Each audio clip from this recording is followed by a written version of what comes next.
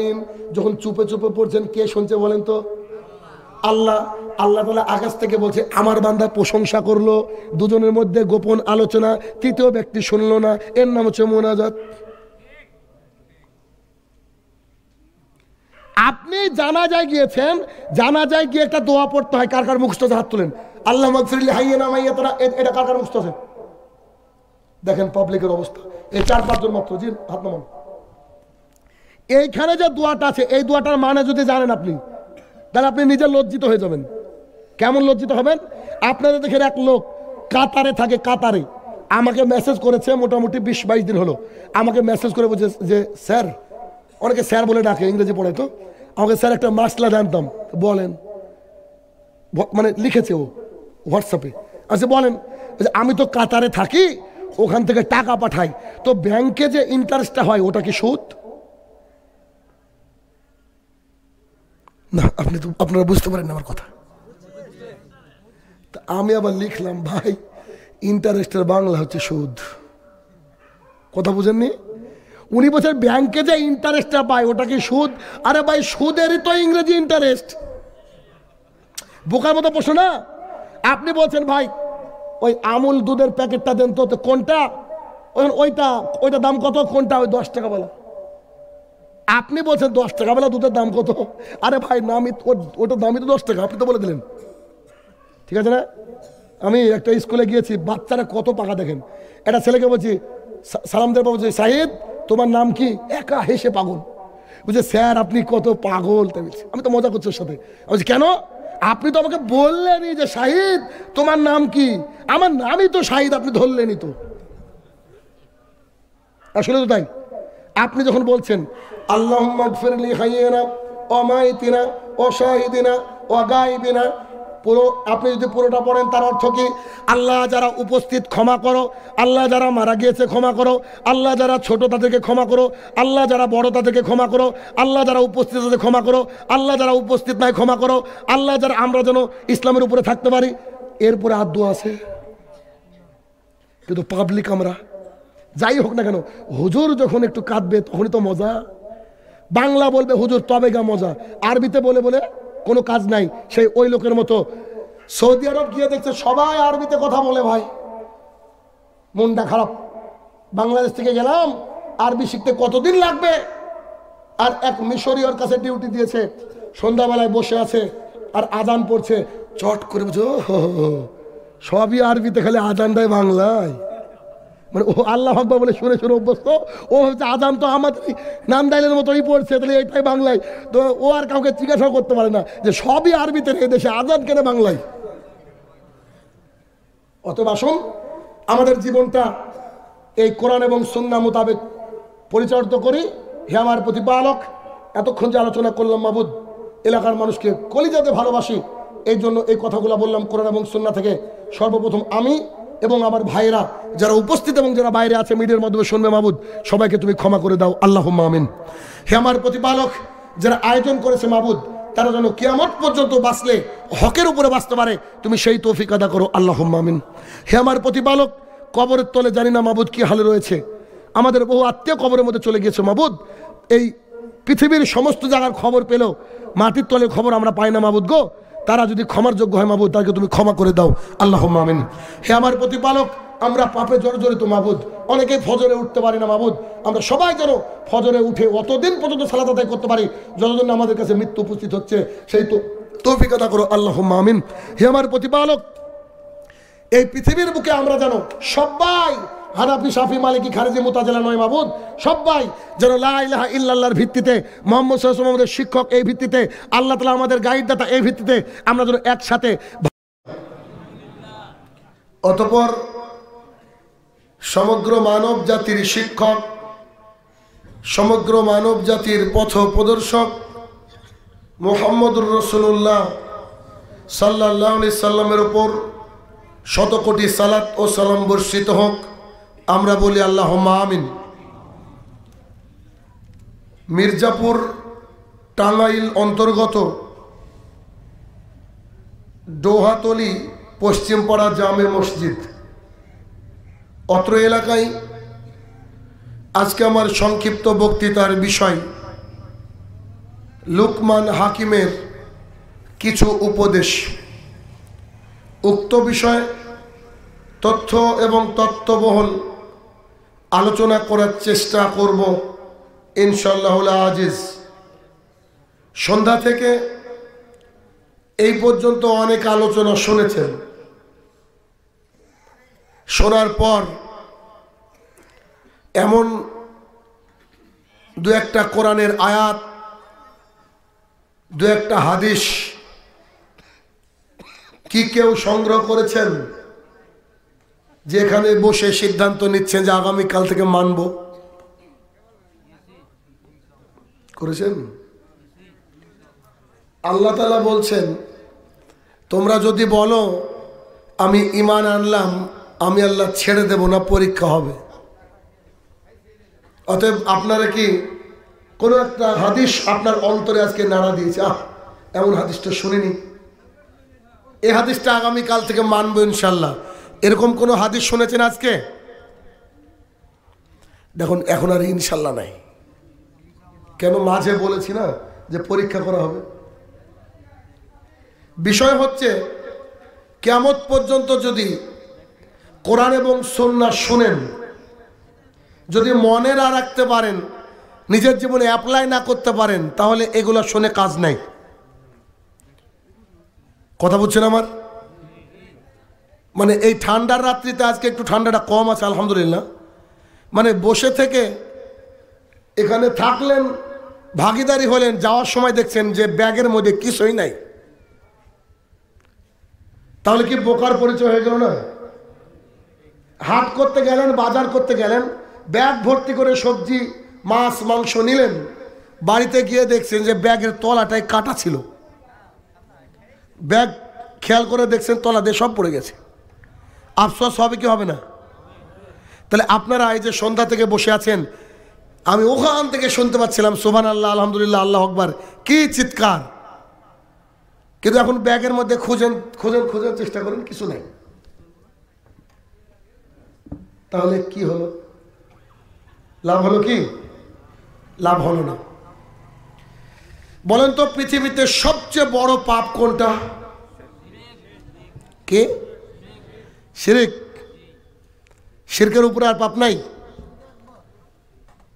কি সবাই বলছেন শিরক? সামনে থেকে শুনতে চাইছি।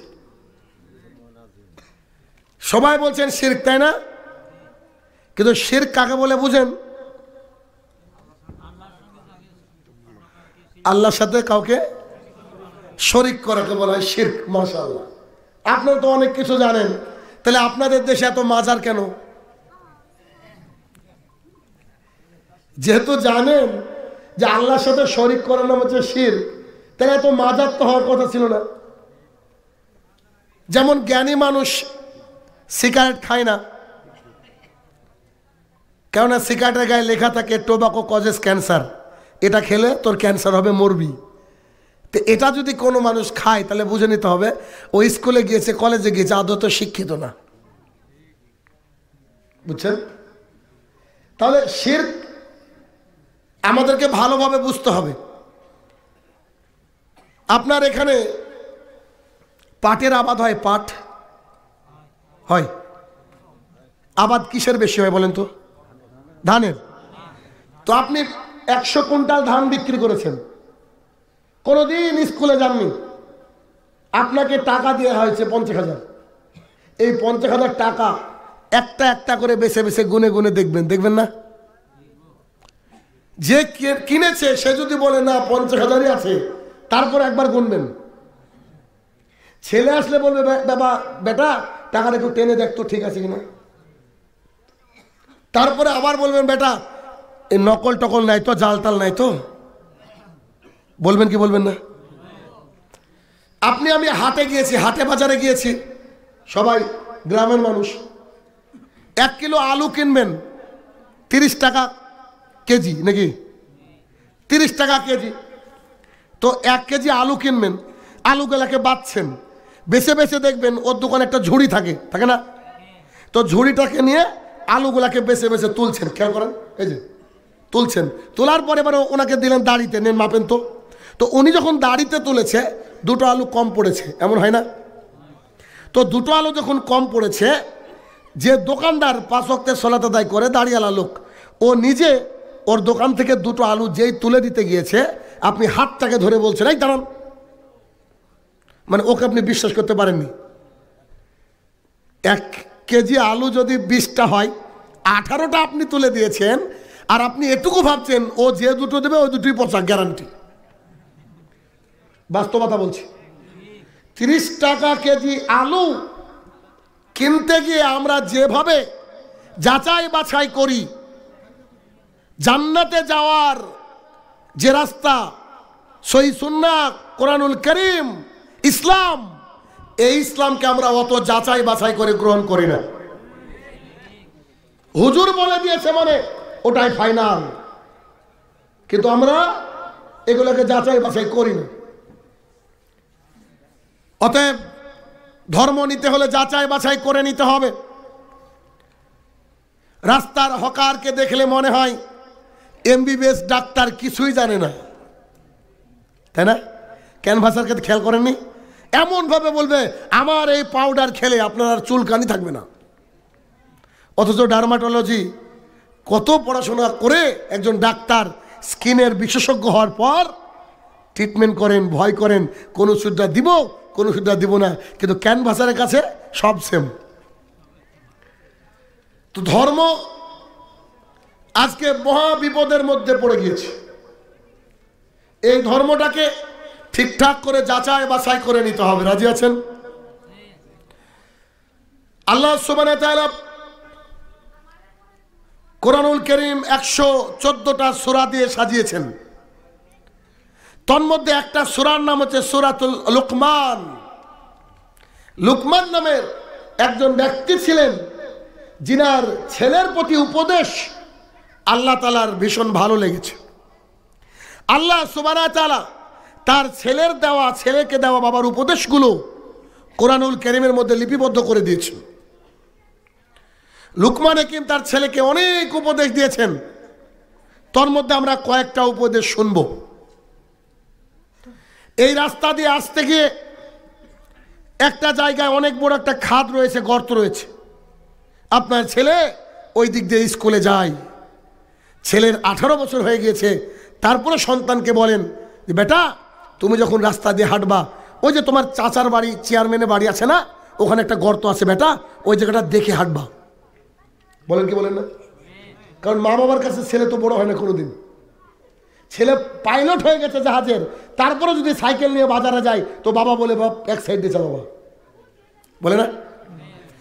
তাহলে আপনি আপনার ছেলেটা যেন ওই খাদের মধ্যে না পড়ে তার জন্য নসিহত করেন। তাহলে আপনার এই যে ইসলাম, এই ইসলামের বিষয়টা যেখানে খানাখন্দক রয়েছে, খাদ রয়েছে, সেই বিষয়টা কি মানুষকে, আপনার ছেলেকে জানাবেন না? জানানো দরকার। লুকমান হাকিম তার ছেলেকে বলছে ইয়া বুনাইয়া, ও আমার কলিজার টুকরা। ছেলের নাম রেখেছেন আব্দুল্লাহ, ছেলের নাম রেখেছেন আব্দুর রহমান, ছেলের নাম আরো কত কিছু রেখেছেন। রাখার পর এখন ছেলেকে ডাকছেন আব্দুল্লাহ, ছেলে শুনে না। আবার আব্দুল্লাহ, না ছেলে শুনেই না। আবার আব্দুল্লাহ, এরপরে কি বেরোবে আপনার মুখ দিয়ে? বুঝতে পারছেন কি বেরোবে? খারাপ ভাষায় ছেলেকে সম্বোধন করে, তাই না? তো দেখা যাবে নাম আব্দুল্লাহ হলে আব্দুল্লাহর সাথে হর্ষই যোগ করে দেবেন, নাহলে দীর্ঘইকার যোগ করে দেবেন, নাহলে আরো নাম রেখেছেন কুদ্দুস, বলবেন ওই কুদ্দুসি, বলেন না? তো এইরকম ভাবে আমরা আমাদের সন্তানদেরকে ডাকি। লুকমান হাকিম তার ছেলেকে বলছে ইয়া বুনাইয়া, ও আমার কলিজার টুকরা, আমার আব্বাজান, তোমাকে কিছু কথা বলি, শোনো বেটা। বলেন। লা তুশরিক বিল্লাহ, আল্লাহর সাথে শিরক করো না। ইন্না শিরকা লা যুলমুন আযীম, শিরক হচ্ছে সবচেয়ে বড় পাপ। কোনো ব্যক্তি যদি শিরক করে খাস তওবা ছাড়া পৃথিবীর বুকের এই মায়া ত্যাগ করে অর্থাৎ মারা যায়, তার থাকার জায়গা জাহান্নাম। সূরা নিসা সূরা নম্বর 4 আয়াত নম্বর 48 এবং 116। আবু হুরায়রা রাদিয়াল্লাহু তাআলা আনহু বলেন, আনাস রাদিয়াল্লাহু তাআলা আনহু বলেন, রাসূলুল্লাহ সাল্লাল্লাহু আলাইহি সাল্লাম বলেছেন, আল্লাহ সুবহানাহু ওয়া তাআলা বলেন, আমার বান্দারা, আমি তাদের প্রতিপালক আছি, আমি একজন মাবুদ আছি। এটাকে ভাবার পর সে যদি পাপ করতেই থাকে, ক্ষমা চাইতেই থাকে, পাপ করতেই থাকে, ক্ষমা চাইতে থাকে, আমি আল্লাহ তাআলা তার সব পাপকে ক্ষমা করে দেব। পাপের ক্ষমার ব্যাপারে আমি আল্লাহ কারোর উপরে ডিপেন্ড করি না। সুবহানাল্লাহ। আপনি নিজে বলবেন, আমি কেন বলবো? এটা আপনার দায়িত্ব। আল্লাহ সুবহানাহু ওয়া তাআলা বলেন, হে আমার বান্দারা শোনো, তুমি পাপ করতে করতে আসমান পর্যন্ত ভরে গিয়েছে, চারিদিকে দুর্নীতি আর দুর্নীতি, পাপ আর পাপ, জেনা আর জেনা, জমির আলকাটা আর আলকাটা, হারাম আর হারাম, চারিদিকে পাপ আর পাপ। গোটা পৃথিবীর যে আকাশ, আকাশ পর্যন্ত পাপে পরিপূর্ণ হয়ে গেছে। এই মুহূর্তে ও আমার বান্দারা, তোমরা যদি মনে করো তোমার একজন মাহবুদ রয়েছে, তিনি শাস্তি দিতেও পারেন আবার ক্ষমা করতেও পারেন, তুমি যদি আমার কাছে ক্ষমা চাও, আমি আল্লাহ তাআলা তোমার ঝুলিতে কত পাপ আছে এটাকে দেখব না, সব ক্ষমা করে দেব। এই হাদিস এখনো শেষ হয়নি। আল্লাহ সুবহানাহু ওয়া তাআলা বলেন, আমার বান্দারা যদি পাপ করতে করতে এক আসমান নয় গোটা পৃথিবীকে ভরিয়ে ফেলে, আমি আল্লাহ তাআলা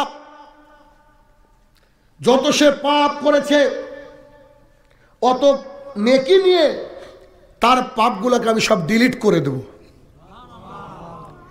এরপরে শেষে বাক্যে এসে বলছেন, যদি তার পাপের মধ্যে, গুনার মধ্যে শিরক না থাকে। হাদিসে কুদসি, হাদিসটা মনে রাখবেন, খুব গুরুত্বপূর্ণ হাদিস। বর্ণনা করেছেন আনাস রাদিয়াল্লাহু তাআলা আনহু। তিনি বলছেন, রাসূল সাল্লাল্লাহু আলাইহি ওয়াসাল্লাম বলেছেন, আল্লাহ তাআলা সরাসরি বলছেন যে আমি তো মাবুদ তোমার, তুমি জানো, পাপ করো ক্ষমা চাও, পাপ করো ক্ষমা চাও, যত পাপ করবা অত পাপ আমি আল্লাহ ক্ষমা করার জন্য রেডি। এরপরে তিনি বলছেন, পাপ করতে করতে আসমান পর্যন্ত ঠেকে গেছে, আমার কাছে বলো, আমি ক্ষমা করে দেবো। এরপর আল্লাহ বলছে, আসমান নয় গোটা পৃথিবী তোমার পাপে পরিপূর্ণ, মানে তুমি যেদিকে তাকাও ওদিকে পাপ আর পাপ। তুমি আমার কাছে বলো, হে আমার প্রতিপালক, আমি যে বড় গুনাহগার, গোটা পৃথিবী পাপ দিয়ে পরিপূর্ণ করে ফেলেছি, হে আমার প্রতিপালক, তুমি আমাকে শাস্তি দিতে পারো, তুমি আমাকে ক্ষমা করতে পারো, তুমি রহমানুর রহিম, তুমি ক্ষমা করো না। আল্লাহ তাআলা বলছে, তার সমস্ত পাপ ক্ষমা করব, তবে পাপের মধ্যে যদি শিরক না থাকে। যদি এই পাথর ঘাটার মানুষকে একটা হাদিস বোঝাতে পারি, আমার জীবন সাকসেস, আর দরকার নেই জালসার। কেন? আল্লাহ তাআলা সব পাপ ক্ষমা করবেন, করবেন না কিসের? শিরকের। আচ্ছা, তাহলে শিরকে কিভাবে দেখতে হবে? আবু হুরায়রা রাদিয়াল্লাহু তাআলা আনহু বলেন, রাসূলুল্লাহ সাল্লাল্লাহু আলাইহি ওয়াসাল্লাম বলেছেন, তোমাকে কেউ যদি পুড়িয়ে মেরে ফেলে, তোমাকে কেউ যদি জবাই করে দেয়, হত্যা করে দেয়, তারপরে তুমি আল্লাহর সাথে শিরক করবে না, এরকম কথা বলতে গিয়ে এক পর্যায়ে মুহাম্মদ সাল্লাল্লাহু আলাইহি ওয়াসাল্লাম বলছেন, যদিচ এই হাদিসটা নিয়ে কোনো মুহাদ্দিস আপত্তি করেছেন, তবে প্রায় সকলেই বলেছেন উদাহরণ হিসাবে এটাকে পেশ করা যায়। দুজন ব্যক্তি একটা মাজারের পাশ দিয়ে যাচ্ছিল, দুজন ব্যক্তি একটা মাজারের পাশ দিয়ে যাচ্ছিল এবং এই মাজারের পাশে কিছু মানুষ দাঁড়িয়েছিল।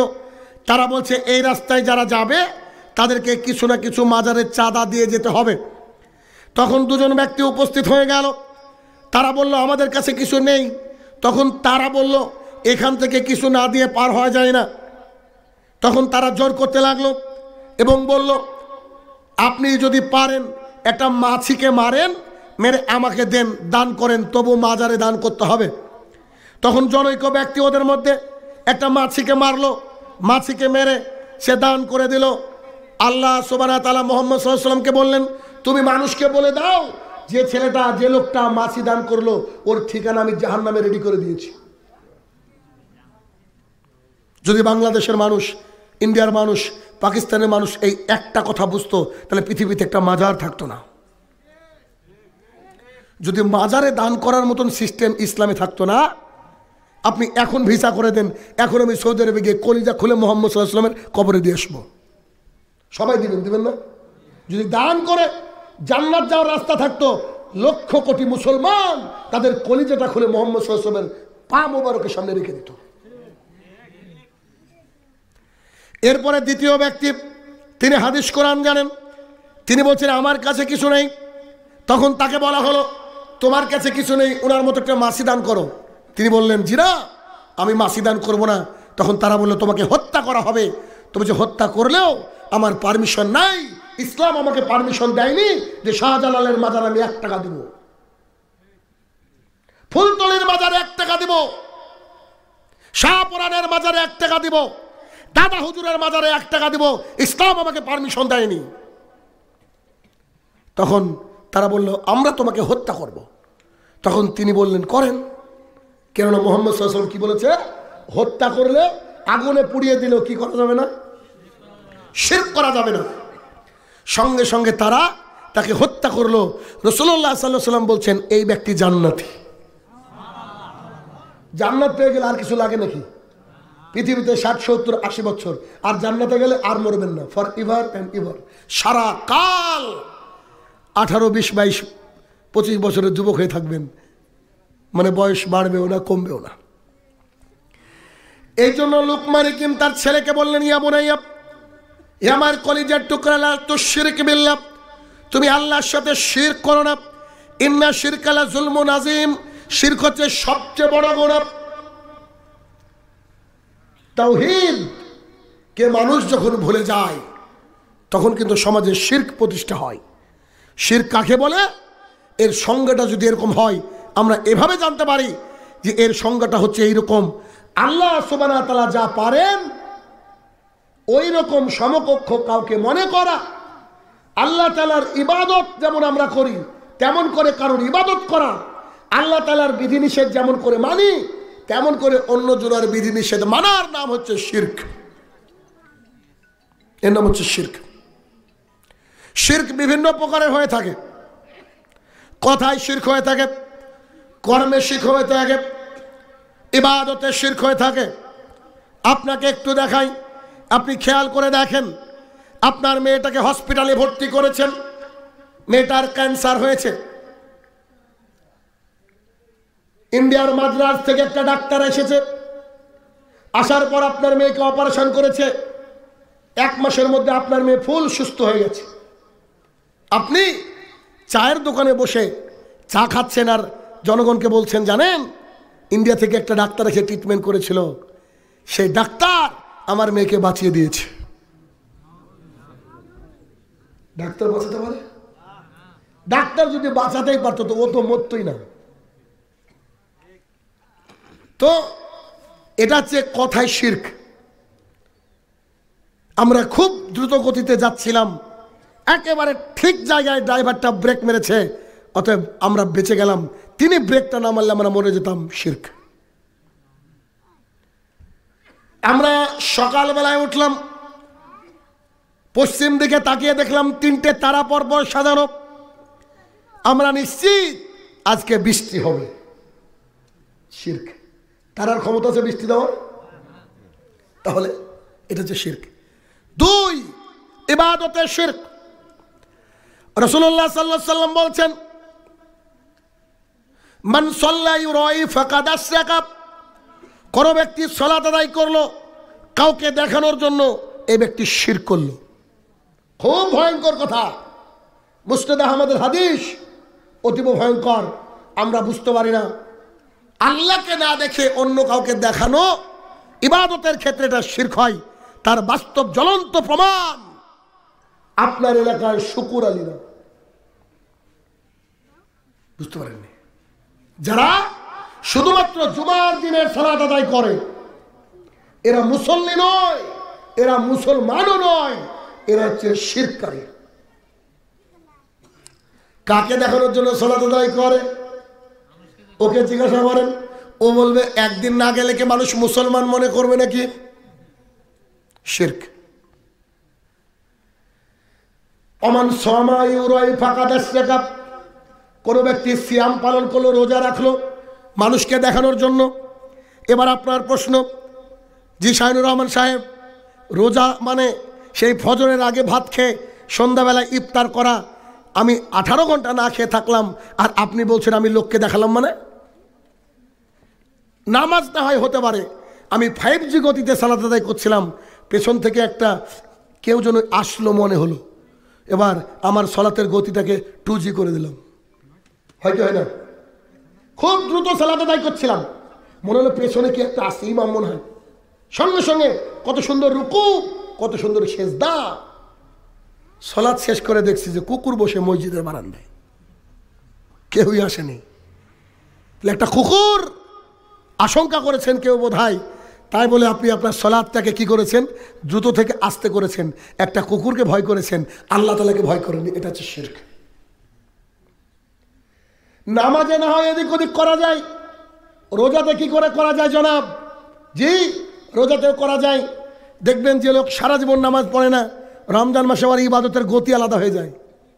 এমন ইবাদতের গতি, প্রথম প্রথম তো একটা খেজুর খেয়ে মসজিদে গিয়ে এমনভাবে যায় মনে হয় যে ইমাম সাহেব কে দরকার নেই মসজিদে, ওই নামাজ পড়াবে। সুন্দর একটা টুপি পরেছে, ঝকঝকে পাঞ্জাবি পরে একেবারে সে আধ ঘন্টা আগে থেকে দাঁতন করছিল, মানে রোজা আছে আর কি। এরকম লোক আছে না নেই? আমি দেখাচ্ছি কি করে শিরক। সেই লোক মাগরিবের সালাত আদায় করেছে অনেকদিন পর, সালাত আদায় করার পরে দাঁড়িয়ে গিয়েছে, দিয়ে বলছে আসসালামু আলাইকুম, আগামীকালকে আমার বাড়িতে ইফতার মাহফিল পার্টি, আমার অনুরোধ আপনারা সবাই আমার বাড়িতে গিয়ে একটু 4টে ডাল ভাত খেয়ে আসবেন। এই পার্টি হয় না? হয় না? হয়। এবার দেখেন ব্যাকগ্রাউন্ডের সিন তো জানেন না, সরাসরি সিনেমা দেখলেন তো, এবার ব্যাকগ্রাউন্ডের সিনে আসে, আপনি বুঝতে পারবেন শিরক কি করে হয়। রাত্রিবেলা তখন 10টা বাজে, 10টার সময় ওই লোক যে নেমন্তন্ন করে রেখেছে সে এসে বলছে, ও আমিনার আম্মু, জি বলো। বলছে আজকে একটু ডাকো গো, ভাত খেতে হবে। তো কেউ চিনুক আর না চিনুক, আমিনার আম্মু তো চিনে, ও কি জিনিস। বলছে আরে তোমার সকাল হয় বেলা 9টায় আর তুমি নাকি 3:30তে উঠবা বলছো, এটা কেমন করে হয়? তুমি কি পাগল হয়ে গেলে নাকি, না হঠাৎ ইমানদার ঘটনা কি? তখন সে তার বউকে বলছে, আরে পাগলি, কালকে আমাদের বাড়িতে ইফতার মাহফিল পার্টি, কালকে যদি আমি রোজা না থাকি লোকে কি বলবে? এই সিয়াম কার জন্য? গ্রামের লোকের জন্য। রাসূলুল্লাহ সাল্লাল্লাহু আলাইহি সাল্লাম বলছেন, মান সামা ইউরাই ফাকাদ আশরাকা, কোন ব্যক্তি কাউকে দেখানোর জন্য সিয়াম পালন করলো, এই ব্যক্তি শিরক করলো। আমি হাদিসের অনুবাদ করছি। এরপরে রাসূলুল্লাহ সাল্লাল্লাহু আলাইহি সাল্লাম বললেন, মান তাসাদদাকা ইউরাই ফাকাদ আশরাকা, কোন ব্যক্তি দান করলো শুধুমাত্র মানুষকে দেখানোর জন্য, মানুষকে শোনানোর জন্য, যার নামটা বাদ পড়ে গেল সে ভাবছে কি ব্যাপার, সবারই নামটা বললো, আমার নামটা কেন বললো না, এই কথা মাথায় আসলেই সে ব্যক্তি শিরক করলো। মসজিদ কার ঘর? আল্লাহ টাকা দেওয়ার মালিক কে? নাকি আপনি নিজে কষ্ট করে ইনকাম করেছেন? যদি কষ্ট করে ইনকাম করে কোটিপতি হওয়া যেত, গার্মেন্টসে যারা কাজ করে তারা পৃথিবীর সবচেয়ে বেশি কোটিপতি হতো। খাটলেই যে টাকা পাবেন এটা কে বললো?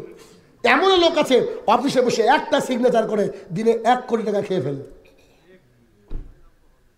হয় না?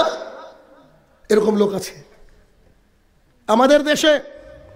ভারত নির্মল অভিযান চলছে, প্রত্যেকের বাড়িতে পায়খানা বাথরুম থাকবে। তো সরকার থেকে করেছে কি, যারা গরিব মানুষ পায়খানা বাথরুম দিয়েছে। কলকাতা থেকে অফিসার রেখেছে গ্রামে, কার কার বাড়িতে নাই, তারপরে তো পাবলিক থাকে শয়তান, খোঁজ নিচ্ছে, সবারই বাড়িতে গিয়েছে।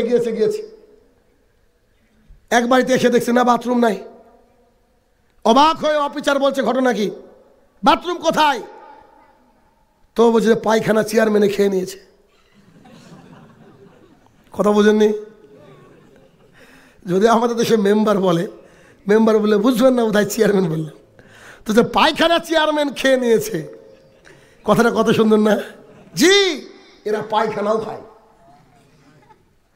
সরকার থেকে যদি 100টা টাকা পাঠানো হয়, জনগণের অবধি আসতে 2 টাকা পৌঁছায়। 98টা টাকা তারা রাস্তায় আত্মসাৎ করে নেয়। রাসূলুল্লাহ সাল্লাল্লাহু আলাইহি ওয়াসাল্লাম একটা পর্যায়ে বলছে, কিয়ামতের মাঠে যারা জাহান্নামের খড়ি হবে, যেসব মানুষ, তাদের বসার জায়গা হবে 450 কিলোমিটার। এই কাঁধ থেকে এই কাঁধের দূরত্ব হবে 3 দিনের ঘোড়ায় চলা পথ।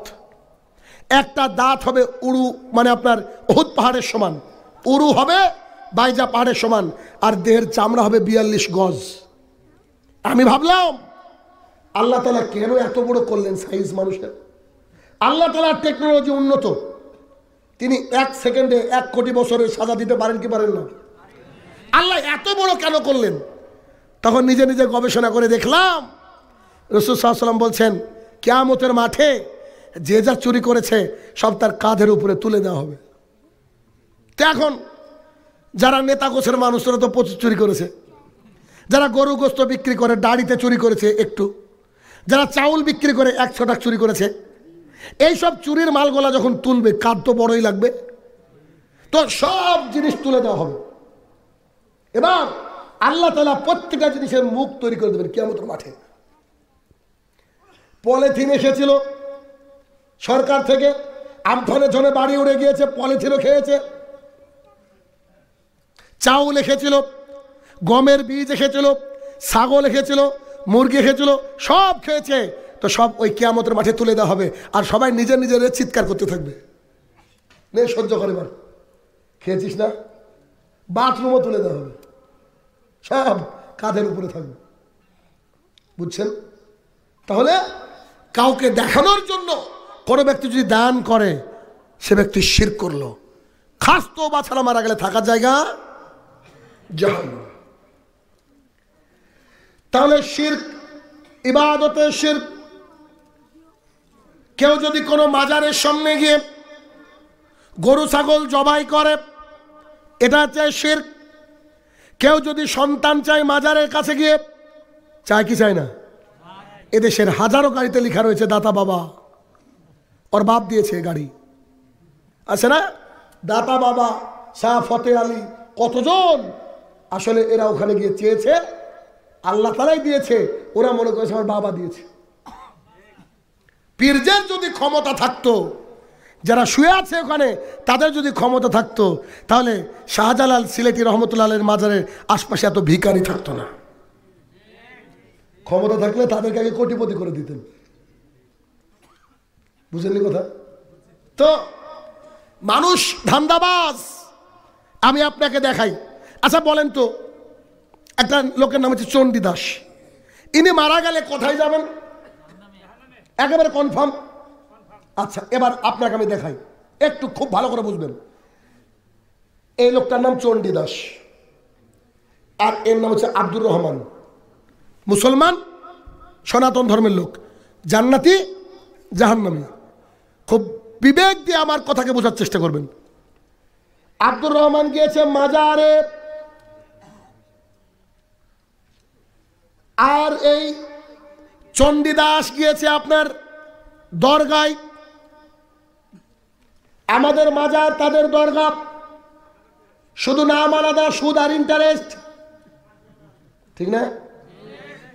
এই লোক গিয়ে যার কাছে জিনিস চাইছে সেই লোকটা শুয়ে আছে মাজারে। এই লোক গিয়ে যার কাছে জিনিস চাইছে সে দাঁড়িয়ে আছে। শুধু শুয়ে থাকা দাঁড়িয়ে থাকা তফাৎ। আব্দুর রহমান গিয়ে তাকে একটা পানি দেওয়া হচ্ছে, এই পানিটা পান করে মাথায় দেন, এটাকে বলা হচ্ছে জমজমের চেয়ে পবিত্র। এই লোক যখন তার দরগায় গিয়েছে, তাকে একটু পানি দেওয়া হয়েছে, পান করে মাথায় দেন, গঙ্গা জলের চেয়ে পবিত্র। পানি জমজম আর গঙ্গা জল, একজন শুয়ে একজন দাঁড়িয়ে। এরপরে যখন ওখানে গিয়ে দেখছে একটা গান বাজছে, গান, এটা হচ্ছে কাওয়ালি। কাওয়ালি, ওখানে একটা গান বাজছে, ওটা হচ্ছে ভজন। কাওয়ালি অ্যান্ড ভজন, শুধু নাম আলাদা, সুদার ইন্টারেস্ট। এরপরে ওকে যখন খাবার দিচ্ছে, একটু খিচুড়ি খাও, এটা কি তাবাররুক? তার ওখান থেকে দেওয়া হচ্ছে, এটা কি প্রসাদ? বোথ আর হসপস, দুটোই খিচুড়ি, শুধু আমাদের দরগায় তাই তাবাররুক, হিন্দুদের দরগায় তাই প্রসাদ। তাহলে একজন দাঁড়িয়ে আছে, একজন শুয়ে আছে, একজন পানি দিচ্ছে, ওর কাছে গঙ্গা জল, এর কাছে জমজম। এবার দেখেন, আব্দুর রহমান মুসলমান হওয়ার জন্য কালেমা পড়েছে। সে কি বলেছে? লা ইলাহা ইল্লাল্লাহ, আল্লাহ ছাড়া অন্য কোনো মাবুদ নেই, হক কোনো মাবুদ নেই, আল্লাহ হচ্ছে এক। চণ্ডীদাস বলেছে, একাম ব্রহ্মাম দ্বিতা নাস্তে নাস্তে নিয়ে কিঞ্চন, ভগবান একজন, একজন দ্বিতীয় নাই। এবার বলেন কে জান্নাতে যাবে? কথা বুঝছেন আমার? ও গিয়েছে ওর পীর, এ গিয়েছে এর ঠাকুর, এ গিয়েছে এর মাজার, এটা হচ্ছে দরগা। এর বাবা শুয়ে আছে, এর বাবা এখনো শয়নি, দাঁড়িয়ে আছে। এর ওখানে মানে আপনার পানি দিয়েছে জমজমের চেয়ে পবিত্র, বলছে গঙ্গা জলের চেয়ে পবিত্র। এখানে গিয়ে বাজছে কাওয়ালি, এখানে ভজন। আশ্চর্য কথা, দুজনেই চাইছে। রাসূলুল্লাহ সাল্লাল্লাহু আলাইহি সাল্লাম বলছেন, সহিহ বুখারী হাদিস নম্বর 1118, তিনি বলছেন, লা তুসাদ্দিরু ইল্লা সালাসা মাসাজিদ, নেকির উদ্দেশ্যে এই তিনটি মসজিদ ছাড়া আর কোথাও ভ্রমণ করো না।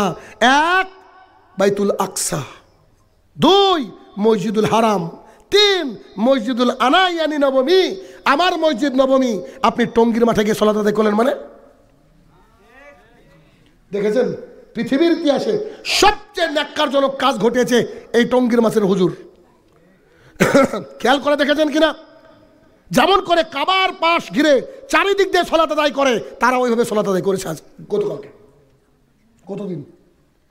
শুধুমাত্র পৃথিবীর একটা জায়গায় গোল হয়ে সালাত আদায় করা যায়, সেটা হচ্ছে কাবার সামনে। নইলে প্রত্যেকটা মুসলমান, আমাদের কাবা পশ্চিম দিকে, সবাইকে এই লেভেলে দাঁড়াতে হবে, এইভাবে দাঁড়িয়েছে, তার মানে এটাকে কাবার ময়দান ভাবছে, এটা নাকি মক্কা নগরী 2।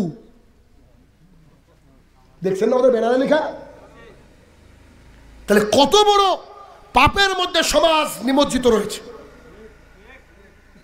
তাহলে বুঝলেন কি, চণ্ডীদাসের আল্লাহ একটা, আব্দুর রহমানের আল্লাহ এক। শুধু ও বলে ভগবান, আমি বলি আল্লাহ, এটাই তফাৎ। তার মানে যে দুজনের কথা বললাম, দুজনেই জাহান্নামী। এরা কেউ মুসলমান নয়, এরা কেউ দুজনের মুসলমান নয়।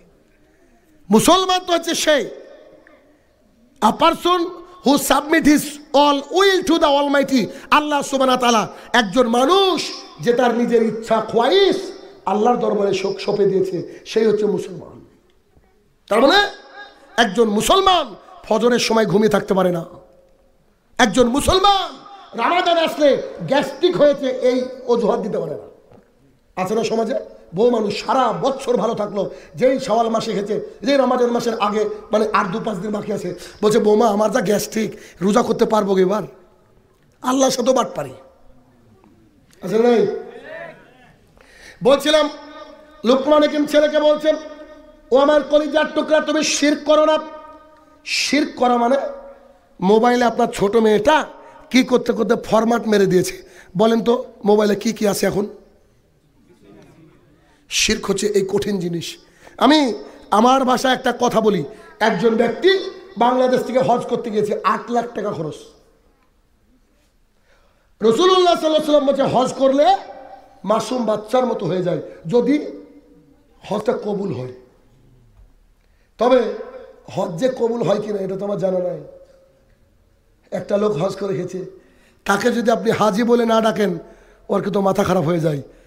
আল্লাহর কসম করে বলছি, এই লোকের হজ কি করে যে কবুল হবে আমার বিদ্যায় ধরে না। আপনি মসজিদ থেকে বেরাচ্ছেন, আপনার নাম আব্দুর রহমান, আমি যদি বলি ও নামাজি, রাগ হবে কি হবে না? হবে না? আমার একটা নাম আছে, আমাকে নামাজি বলছো মানে? এ তো টিটকিরি মারছে। কিন্তু হাজি সাহেব না বললে নাকি হয় না? জি, হজ করে একটা ইবাদত, হজ করেছেন হাজি, ঠিক আছে, কিন্তু আপনাকে হাজি বলে ডাকা যাবে না। এটা অন্তরের মধ্যে মুনাফিকি তৈরি করবে। হ্যাঁ, আলহাজ মাওলানা মোহাম্মদ অমুক আছে না এদেশে, একটা নাম যদি এদিক ওদিক হয় তো ভাগ্য খারাপ আছে। মানে আমার নাম লিখেছো, এত বড় সাহস তোমাদের, সামনে তুমি কিছু দাওনি মানে? আমি যদি বলি আবু বাক্কার, সবাই বুঝতে পারছেন পৃথিবীতে লাখ আবু বাক্কার থাকলে কোন আবু বাক্কার বুঝছেন না? উমর, সবারই মাথা মধ্যে চলে এসছে। আলী, কত আলী আছে গলিতে গলিতে, কিন্তু এটা আমার মাথার মধ্যে আসে। অতএব এই যে সিনা যখন টান হবে, তখন এটা আল্লাহর জন্য হবে। শুধুমাত্র যাবতীয় ইবাদত দেখা যাবে কাকে? আল্লাহ তাআলাকে। তাহলে মাজারের সামনে গিয়ে যদি আমি ছাগল জবাই করি আর বলি আল্লাহর নামে জবাই করলাম, তার মানে আমার হাতে হচ্ছে বিষের গিলাস পান করছে আর বলছি যে আমি শরবতের নিয়াত করে খাচ্ছি। বিষ যদি শরবতের নিয়াতে খান, মরবেন কি মরবেন না? যতই নিয়াত থাক, ইউ হ্যাভ টু ডাই, আপনাকে মরতে হবে, আপনাকে মরতে হবে। তাই কথায় কর্মে এবং ইবাদতে যে শিরক, এই শিরক আমাদেরকে জানতে হবে। বলছিলাম 1 লক্ষ টাকা খরচ করে হজ করতে গিয়েছেন, যার হজ কবুল হয়ে গেছে, সে কি একেবারে বাচ্চা ছেলের মতো। এখন যে ছেলেটা জন্ম নিল, ওর কোনো পাপ আছে? এই লোকটার কোনো পাপ নাই যে হজ করে আসলো। শাহজালাল কি বিমানবন্দরে নেমেছে, আপনাদের এয়ারপোর্টের নাম কি? শাহজালাল। উনি তো ভালো মানুষ ছিলেন ভাই, উনাকে নিয়ে ব্যবসা করছে কিছু মানুষ, ঠিক না? তো আপনি নেমেছেন, আলহাজ সাহেব নেমেছে, নামার পরে কয়েকজন এসে বলছে এখানে বাবার ওরস হবে, আপনাকে কিছু দিয়ে যেতে হবে। ওরস মানে বাসর রাত। নাউজুবিল্লাহ বলবেন না? আল্লাহর সাথে বাসর রাত হয় কারণ? কত বড় বিয়াদবেরা! কালকে রাত্রিবেলায় বগুড়া থেকে প্রোগ্রাম করে এতে ফিরছি, ওই আমচত্বর রাজশাহী। রাত্রিবেলায় ভাবলাম গলাটা খারাপ, একটু চা খাবো। একটা দোকানে নেমে দেখছি ওই সেই লালন ফকিরের গান বাজছে।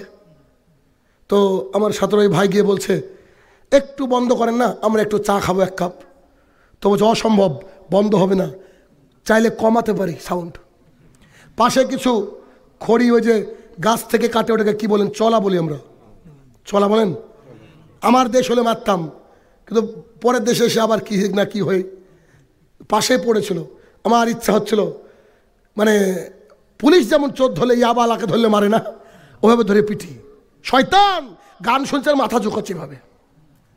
আমরা ওর কাস্টমার, আমরা বললাম একটু চা খাবো, কিন্তু ওরা বলছে কমাতে পারবো না, এই মানে বন্ধ করতে পারবো। মানে কতটা এফেক্টেড হয়ে গেছে, উনি নেশাগ্রস্ত হয়ে গেছে। পাশের দোকানদার বলছে আমার ক্ষমতা নাই ভাই, এই জন্য ছেড়ে দিই, নইলে আমি ওকে পিটতাম। জানেন, সকাল থেকে শুরু হয়, সারা রাত চলে, বিরামহীন গতিতে এগুলো চলে। এরও মানুষ নিজেকে মুসলমান বলে, ওর জানাজা আবার আপনার ইমাম পড়াবে। এসব লোক মারা গেলে শিয়াল কুকুরের মতো পুঁতে রাখা উচিত। কেন? উপরে থাকলে গন্ধ বেরাবে তাই। তো আপনি হজ করে এসেছেন, সে টাকা চাইছে, আপনি পকেটটাকে খুলে দেখছেন টাকা পয়সা নাই, বাংলাদেশের 5 টাকার একটা কয়েন পড়ে আছে, কয়েনটাকে বের করে তার হাতে দিয়েছেন। আওয়াজ হয় না? এই যে হাতে আংটি ছিল, বাবার তো অনেক আংটি থাকে, এক একটা আংটি মানে শনি কন্ট্রোল করে, বৃহস্পতি কন্ট্রোল করে, গোটা পৃথিবী কন্ট্রোল করে আঙুলে, ঠিক আছে না? এক গণক এসে বলছে তোমার ভবিষ্যৎকে আমি বলতে পারবো। তাহলে আপনার 14 গোষ্ঠীর ক্ষমতা নাই, এখন আমি আপনাকে পিটবো, দরজা কিন্তু বন্ধ হয়ে গেছে। তাহলে আপনি যদি ভবিষ্যৎ জানতেন, আমার বাড়িতে আসলেন কেন? বলছে জীবনে আসবো না, ছেড়ে দিন আজকের মতো। বুঝতে পারছেন না? তো যেই আপনার এই আওয়াজটা হয়েছে, হজ করতে খরচ হয়েছে কত টাকা? 8 লাখ। 5 টাকা দেওয়া মাত্রই আবার হজ করতে যেতে হবে, হজ বাতিল। পেছনের যে ইবাদত ছিল সব ইবাদত শেষ। এর নাম হচ্ছে শিরক। বলেন কে কে করবেন শিরক? হাত তোলেন। আছেন রাজি? শিরক করা সম্ভব নয়। আর এই মাজারের রহস্য, প্রায় প্রত্যেকটা মাজারের রহস্য দেখবেন শয়তানি দিয়ে শুরু। শয়তানি দিয়ে শুরু। একজন ব্যক্তি একটা বই লিখছে, তার কিতাবের ঘটনা। এক লোক মাজার করে বসে আছেন, বহু মানুষ তার কাছে মুরগি ছাগল নিয়ে যায়, মানত করে। তো তার সাথে একজন লোক, পাথর ঘাটার একজন লোক আছে, সে বলছে, হুজুর আপনার মতো পীর সাহেব হবো, কতদিনের কোর্স? তো বলছে 2 বছর তোকে থাকতে হবে, একদিনও এদিক ওদিকে যেতে দেবো না, এই গণ্ডির মধ্যে থাকতে হবে। বলছে যান, ডান, রাজি। 6 মাস পর বলছে, হুজুর সন্তানটার জন্য মনটা খুব খারাপ করে। বিশ্বাস করেন, সন্ধ্যাবেলায় যাব, রাতটা থাকবো, সকালবেলায় হাজির হয়ে যাব, আল্লাহর কসম করে বলছি, ছেড়ে দেন না। তো হুজুর বলছে, এই জন্য বললাম না, সাধনা করতে পারবি না। যাই হোক, কাকুতি মিনতি দেখে হুজুর বলছে, তাহলে এই রাত্রিবেলা যাবে কি করে? বলছে আপনার ঘোড়াটা আছে, দেন, যাবো আর চলে আসবো, আমার উপরে বিশ্বাস রাখেন। তিনি করেছে কি, ঠিক আছে যা, আমার ঘোড়া কিন্তু অসুস্থ, ঠিক মতো খাবার দিবি, আর কালকে ফজরের আগে উপস্থিত হবি, যেন তোকে কেউ বাইরে না দেখে। এই মুরিদ ঘোড়াটা নিয়ে যেতে যেতে এদের টাঙ্গাইলে ঢুকলাম। ঢোকার আগে যে মোড়টা, নাম কি কি কি কি কোয়া, হাঁটু ভাঙা। জি, কথার কথা বলছি আমি, নাম নিয়ে। হাঁটু ভাঙার মোড়ের কাছে এসে ঘোড়াটা মারা গেল। অসুস্থ ঘোড়া মারা গিয়েছে। ও করেছে কি, এত রাত্রে করে কি, একজন ভাইয়ের বাড়িতে গিয়েছে, এটা কোদাল হবে কি, তো কোদাল নিয়েছে, নিজে হাতে খুঁড়ে হাঁটু ভাঙাতে ওই ঘোড়াকে কবর দিয়েছে, একেবারে রাস্তার ধারে। কবর দেওয়ার পর তার গায়ে একটা চাদর টাইপের ছিল, সবুজ বা নীল কালারে থাকে না, সবুজ, ওটার উপরে দিয়ে মাথায় পাগড়ি দিয়ে বসে গেছে পীর সাহেব। পরের দিন মানুষ বলছে, সুবহানাল্লাহ, এখানে আমাদের বাপদাদা কেউ কবর দেখেনি, এই কবর গায়েবী মদত হয়েছে, আল্লাহ তাআলা স্বয়ং পাঠিয়েছে পীর সাহেবকে। যতদিন গেল লোকজন আসতে শুরু করলো, আস্তে আস্তে আস্তে একটা পর্যায়ে ওই পীরের কাছে লোক নাই, মানে অরিজিনালের কাছে লোক নাই, এর কাছে লোক। তখন তিনি বললেন যে ঘটনা কি, মানুষের কি রোগ বালাই আর হচ্ছে না, মানুষকে ভয় ভীতি উঠে গেল। তো তার একজন শিষ্য বলছে, আপনার কাছে কি করতে আসবে, ওখানে যা মানত করছে হাঁটু ভাঙায় তাই পাওয়া যাচ্ছে। ভাবছি তো কঠিন ব্যাপার।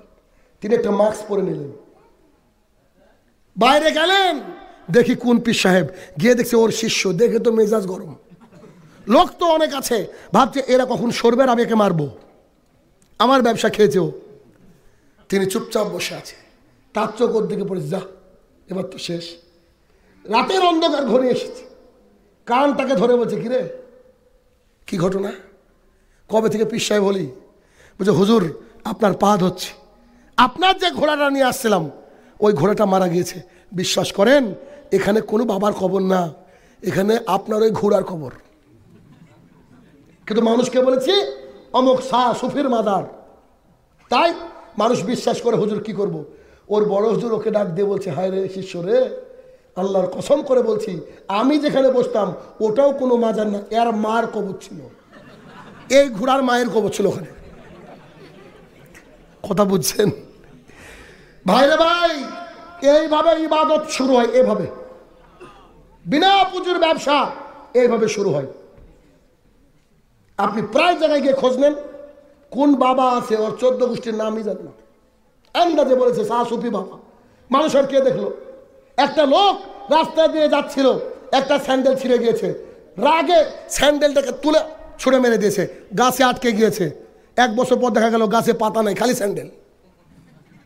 মানুষ এসে বলছে, এটা হচ্ছে স্যান্ডেল বাবার গাছ, এখানে আসলে স্যান্ডেল ঝুলিয়ে দিলে নাকি আপনার ওই মনের আশা পূরণ হয়।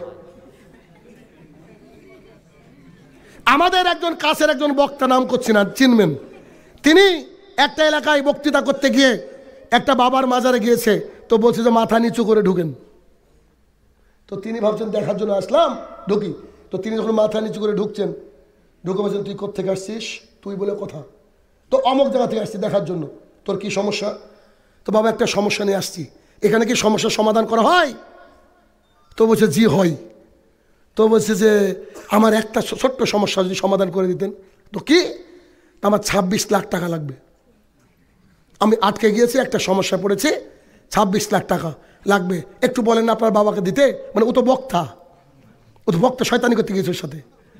তো বলছে 26 লাখ টাকা লাগবে। বলছে না, নগদ টাকা দেওয়া হয় না। তো বলছে কতদিন থেকে ধান্দা? সে এক মারির দাঁত ফেলে দেবো, তুই জানিস আমি কে? ওরা তোর বক্তৃতা শোনে না, বুঝেও না। বলছে আমি অমুক, তুই চিনিস আমাকে? তো বলছে আপনি যেই হন না কেন, পাবলিক এমনভাবে অন্ধবিশ্বাস করে আমাদেরকে ভালোবাসে, আপনি কিছুই করতে পারবেন না। ওনার সামনে বলছে, বুঝতে পেরেছেন? কিছুদিন আগে রফিকুল বিন সাইদ ভাই ফেসবুকে দিচ্ছে, কোথায় প্রোগ্রাম করতে যাচ্ছিল, যে একটা কবর একেবারে ফুল দিয়ে সাজানো, তিনি ওখানে নেমে গিয়ে বলছে এটা কি? বলছে বাসর রাত। কি বাসর বাবা? কি বাসর বাবা না কি বলছে? হ্যাঁ, কি বাসর বাবা না কি বাবা, মানে বাসর ঘর বাবা সাজিয়ে রেখেছে। কত বাবা রে ভাই! 95% তাওহীদের দেশ এই দেশ, আর এই দেশে লাখ লাখ মাজার, লাখ লাখ আপনারই। যেটা বলছিলাম, তাহলে কোনোভাবে শিরক করা যাবে না। হাতে অষ্টাধাতুর আংটি ব্যবহার করে, এটা হচ্ছে শিরক। গায়ের মধ্যে তাবিজ ব্যবহার করা শিরক। মুসনাদ আহমদ 4 নম্বর খণ্ড 256 নম্বর পৃষ্ঠা, রাসূলুল্লাহ সাল্লাল্লাহু আলাইহি ওয়াসাল্লাম বলছেন, মান আল্লাকা তামিমান ফাকাদ আশরাকা, কোন ব্যক্তি যদি তাবিজ ঝুলায় ওই ব্যক্তি শিরক করলো।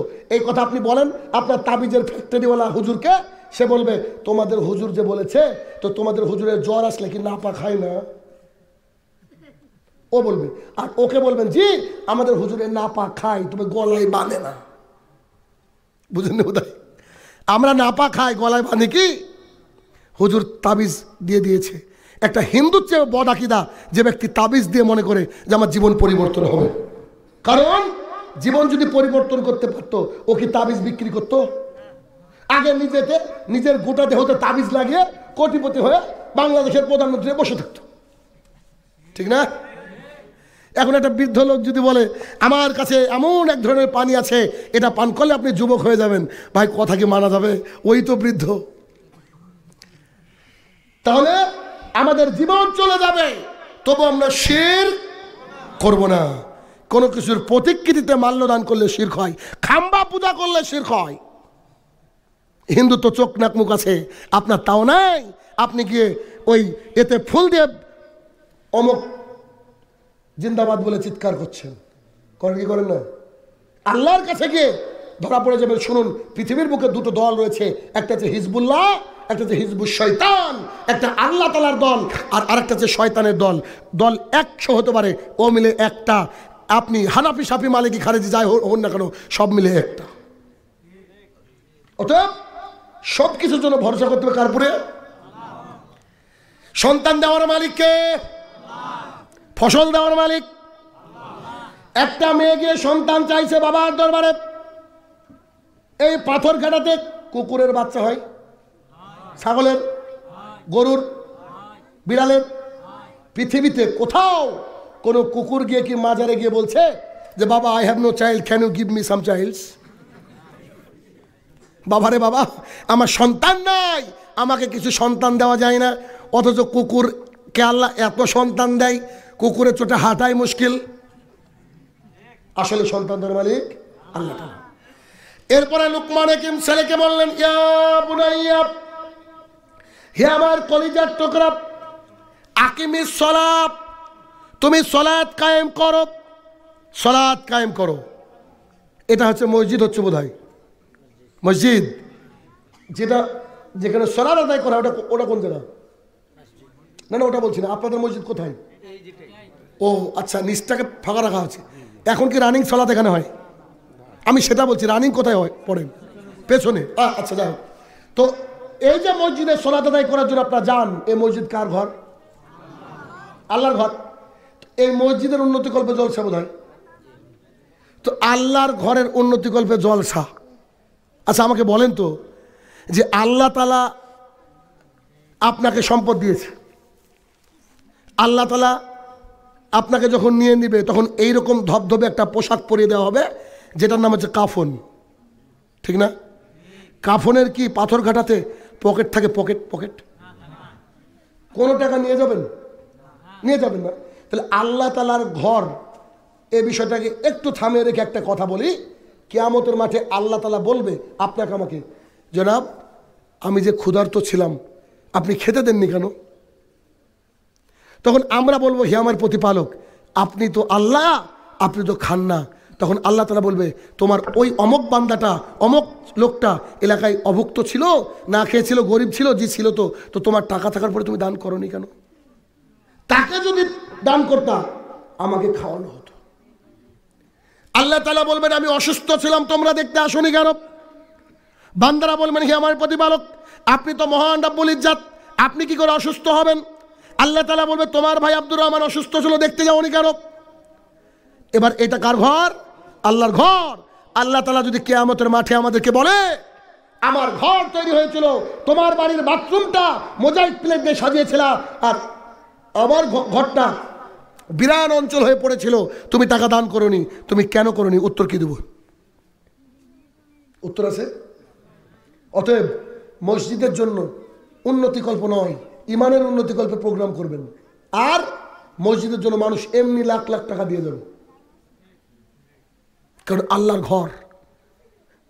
খুব বাহাদুরি আপনার আমার, খুব বাহাদুরি। শাহিনুর রহমান গোটা বাংলাদেশের বিভিন্ন প্রান্তে প্রতিদিন বক্তৃতা করছে, কত হাজার হাজার লোক তার সামনে বক্তৃতা শুনছে। আল্লাহ তাআলা যদি মালাকুল মতকে পাঠিয়ে দেয়, এই হাতটা কিয়ামত পর্যন্ত তোলার ক্ষমতা থাকবে না। আল্লাহ তাআলা যদি মালাকুল মতকে পাঠিয়ে দেয়, যেভাবে বসে আছেন ওভাবে বসে থাকবেন, আর উঠতে পারবেন না। এই তো আমাদের ক্ষমতা, এই তো আমাদের ক্ষমতা। এই জন্য আল্লাহ তাআলার ঘরে টাকা আপনাকে নাম কেন বলতে হবে? আপনি এসে লক্ষ লক্ষ টাকা দিবেন কেন? যেটা দিয়ে যাবেন একেবারে কিয়ামতের মাঠে থর থর করে সাজানো সব লেখা আপনার নামে পাওয়া যাবে। 1 টাকা দিলে আল্লাহ বলছে আমি ওকে 10টা ডবল করবো, 70টা করবো, 700 টাকা দেবো। তার মানে 1 টাকা দিলে যদি আল্লাহ 700 টাকা দেয়, তাহলে 1 লাখ টাকা দিলে ক টাকা হবে? ভাবেন কিয়ামতের মাঠে কি হবে। কিন্তু মানুষ বুঝে না। অথচ আনাস রাদিয়াল্লাহু তাআলা বলেন, রাসূলুল্লাহ সাল্লাল্লাহু আলাইহি ওয়াসাল্লাম বলেছেন, কিয়ামতের মাঠে সবচেয়ে নিম্ন শাস্তিপ্রাপ্ত ব্যক্তিকে বলা হবে, আজকে আমি যদি তোমাকে দুনিয়া দিয়ে দিই, গোটা পৃথিবীটা দিয়ে দিই, এই পৃথিবীর বিনিময়ে কি করবা? সে বলবে, হে আমার প্রতিপালক, আজকে দুনিয়াটাকে দান করে দে, আমি জাহান্নামের আগুন থেকে বাঁচতে চাই। অথচ জাহান্নামের সবচেয়ে কম শাস্তি জানেন কি? জানেন? 1 জোড়া স্যান্ডেল দেওয়া হবে, যে স্যান্ডেলের ফিতাগুলো হচ্ছে জাহান্নামের আগুনের। মানুষকে যখন স্যান্ডেল পরিয়ে দেওয়া হবে, পরানো মাত্র মগজ টকবক টকবক করে ফুটে বেরিয়ে আসবে। জাহান্নামের সর্বনিম্ন শাস্তি। এখন আপনি যদি কনফার্ম থাকেন যে আপনার হাতে জান্নাতের সার্টিফিকেট আছে, তাহলে দান করার দরকার নেই। আর যদি মনে করেন যে না আমাকে দান করতে হবে, তাহলে দান করবেন না, আপনার বিষয়। বলছিলাম লুকমান হাকিম ছেলেকে বলছি, ইয়া বুনাইয়া, হে আমার কলিজার টুকরা, আকিমিস সালাহ, তুমি সালাত কায়েম করো। 5 ওয়াক্ত সালাত প্রতিদিন আদায় করতে হবে। 5 ওয়াক্ত সালাত যদি প্রতিদিন আদায় করি, বেনিফিটটা কি? আবু হুরায়রা রাদিয়াল্লাহু তাআলা বলেন, রাসূলুল্লাহ সাল্লাল্লাহু আলাইহি ওয়াসাল্লাম বলেছেন, তোমাদের বাড়ির সামনে যদি একটা নদী থাকে, চলমান নদী, রানিং রিভার, এটা যদি থাকে, তোমরা যদি ওখানে 5 বার গোসল করো, 5 বার গাদাও, তোমাদের গায়ে কি কোনো ময়লা থাকবে? সাহাবায়ে কেরামরা বলছে, জি না, আমাদের গায়ে কোনো ময়লা থাকবে না। তখন রাসূলুল্লাহ সাল্লাল্লাহু আলাইহি ওয়াসাল্লাম বলছেন, যে ব্যক্তি দৈনিক 5 ওয়াক্ত সালাত আদায় করে, আল্লাহ সুবহানাহু ওয়া তাআলা প্রতিদিনের পাপ ধুয়ে মুছে সাফ করে দেন।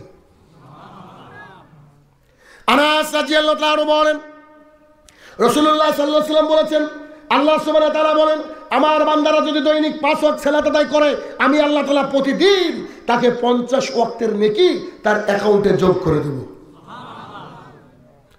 আবু হুরায়রা রাদিয়াল্লাহু তাআলা বলেন, রাসূলুল্লাহ সাল্লাল্লাহু আলাইহি ওয়াসাল্লাম বলেছেন, মানুষ যদি 1 রমাদান থেকে অপর রমাদান পর্যন্ত সালাত আদায় করে, মানুষ যদি 1 জুমা থেকে অপর জুমা পর্যন্ত সালাত আদায় করে, 1 রমাদান থেকে অপর রমাদান, 1 জুমা থেকে অপর জুমা, ভেতরে যত পাপ করবে আমি আল্লাহ সব পাপকে ক্ষমা করে দেব। আনাস রাদিয়াল্লাহু তাআলা বলেন, রাসূলুল্লাহ সাল্লাল্লাহু আলাইহি ওয়াসাল্লাম বলেছেন, কোন ব্যক্তি যখন আমিন বলে, তার আমিন যদি ইমামের আমিন যদি ফেরেশতার সাথে মিশে যায়। আল্লাহ সুবহানাহু ওয়া তাআলা তার সমুদ্রের সমপরিমাণ, সমুদ্রের উপরে ফেনা সমপরিমাণ পাপ রাশি থাকলে আল্লাহ তাআলা এক আমিরের কারণে সমস্ত পাপকে ধুয়ে মুছে সাফ করে দেন। কত বেনিফিট এই সালাতের মধ্যে, অথচ এই সালাতটা আমরা আদায় করি না। রাসূলুল্লাহ সাল্লাল্লাহু আলাইহি ওয়াসাল্লাম মারা যাওয়ার আগে তিনি সালাত করে কান্না করতেন। এই সালাতকে আল্লাহর জমিনে প্রতিষ্ঠা করার জন্য তিনি কত সংগ্রাম করেছেন। আর আপনি আমি আল্লাহ তাআলা সুস্থ রেখেছে। আল্লাহ রাসূল সাল্লাল্লাহু আলাইহি ওয়াসাল্লামের জামানায় একটা অন্ধ সাহাবী ছাড় পায়নি। তাকে মুহাম্মদ সাল্লাল্লাহু আলাইহি ওয়াসাল্লাম বলেছে, তুমি কি আযান শুনতে পাও? বলছে, জি হ্যাঁ। তোমাকে বাড়িতে সালাত আদায় করার কোনো রাস্তা নেই, you have to come to the মসজিদ, তোমাকে মসজিদে আসতেই হবে। মুহাম্মদ সাল্লাল্লাহু আলাইহি ওয়াসাল্লাম অন্ধকে ছাড় দেননি। আপনি আমি সুস্থ মানুষ, হাইয়া আলাস সালাহ যখন মসজিদে হয়, আমরা তখন বাড়িতে ঘুমিয়ে থাকি, আমরা তখন চায়ের দোকানে আড্ডা দিই, আমরা তখন দোকানের কাজে ব্যস্ত থাকি, আমরা হাল চাষে ব্যস্ত থাকি। সালাত আদায় করতে লোকমান হাকিম তার ছেলেকে বলল। এখন প্রশ্ন, যদি সালাত আদায় না করি কি হবে? সালাত আদায় না করা, আমার কাছে একটা সুন্দর উদাহরণ আছে। উদাহরণটা হচ্ছে, আপনি আইএলটিএস পরীক্ষা দিচ্ছেন, পাশ করলেই আপনাকে জাপান সরকার চাকরি দিবে 1 কোটি টাকা বেতন। 150 মার্কের পরীক্ষা, সমস্ত প্রশ্নের উত্তর কমন, ঠিক লিখেছেন, শুধুমাত্র নিজের রোল নম্বরটা ভুল লিখেছেন। বলেন পাস না ফেল? ফেল না, আপনার খাতাই নাই, নামই আসবে না, ঠিক না? ঠিক তেমনই সালাত হচ্ছে আমাদের জন্য রোল নাম্বার, আর অন্যান্য ইবাদত হচ্ছে আমাদের কাছে এক একটা পরীক্ষার আসা প্রশ্ন। ইবনে ওমর রাদিয়াল্লাহু তাআলা আনহু বলেন, রাসূলুল্লাহ সাল্লাল্লাহু আলাইহি ওয়াসাল্লাম বলেছেন, যার সালাত নাই তার দিন নাই। কাফের আর আমাদের মধ্যে পার্থক্য হচ্ছে সালাত। আপনার 18 বছরের ছেলেটা যে সালাত আদায় করেনি, আজকে যে মুরগি জবাই করেছে, এই গোশত খাওয়া হারাম, সৌদি ফতোয়া বোর্ড। 18 বছরের ছেলে সালাত না আদায় করে বাড়িতে থাকে কি করে? সালাত আদায় করতে হবে যে কোনো মূল্যে। যুদ্ধের ময়দানে থাকলেও একদল যুদ্ধ করবে, আর একদল জামাতে সালাত আদায় করবে। সালাতকে ছাড় দেওয়া হয়নি। ঠিক যেমন করে বললাম, রোল নাম্বার না লিখলে যেমন খাতায় নাম পাওয়া যাবে না, সারাটা জীবন আপনার জন্ম নিবন্ধনের উপরে লেখা আছে আব্দুর রহমান। ভারতে যাবেন, ভিসা করেছেন, ভিসাতে আব্দুর রহমান, পাসপোর্টে আব্দুর রহমান, এনআইডি কার্ডে আব্দুর রহমান। আল্লাহর কাছে গিয়ে দেখছেন আল্লাহর ফেরেশতা আপনাকে ডাকছে, চণ্ডীদাস। ঘটনা কি? আব্দুর রহমান ছিলাম কে? জি, আপনার আব্দুর রহমান নাই। আল্লাহ তাআলা কোরআনুল কারীমের সূরা মুদ্দাসসির 42 এবং 43 নম্বর আয়াতে বললেন, মা সালাকাকুম ফিস সাকার, যারা জাহান্নামে যাবে তাদেরকে জিজ্ঞাসা করা হবে, তোমরা জাহান্নামে আসলে কেন? কলু, তারা সেদিন বলবে, লাম নাকু মিনাল মুসাল্লিন, আমরা মুসল্লি ছিলাম না। কি ছিলাম না? মুসল্লি। আপনার ছেলেটা এই পাসপোর্ট অফিসে কাজ করে, সপ্তাহে 6 দিন আপনার ছেলেটার ডিউটি। আপনার ছেলেটা সপ্তাহে 6 দিনের মধ্যে 5 দিন কামাই করে, যায় না, 1 দিন যায়। আপনার ছেলেকে রাখবে? রাখবে? তাহলে প্রতিদিন 5 ওয়াক্ত করে আল্লাহ সালাত আদায় দিয়েছেন আপনাকে, আর আপনি প্রত্যেকটা দিনের সালাতকে ত্যাগ করে খালি শুকুর আলী হয়েছেন আর বলছেন আমি আল্লাহ তাআলাকে ভালোবাসি। আপনি বাটপার। একটা জেনাকার পুরুষ কখনো পৃথিবীর বুকে আজ পর্যন্ত দেখা যায়নি রাস্তায় একটা মহিলাকে নিয়ে সহবাস করেছে, দেখা গিয়েছে? সরাসরি রাস্তায় সহবাস করে, জেনা করে, এমন লোক পৃথিবীতে নাই। চুরি করার সময় মানুষ গভীর রাত্রিবেলা চুরি করে, মদ খাওয়ার সময় রাস্তায় কেউ মদ খায় না, হয়তো মাতলামি করে, কোনায় বসে মদ খায়।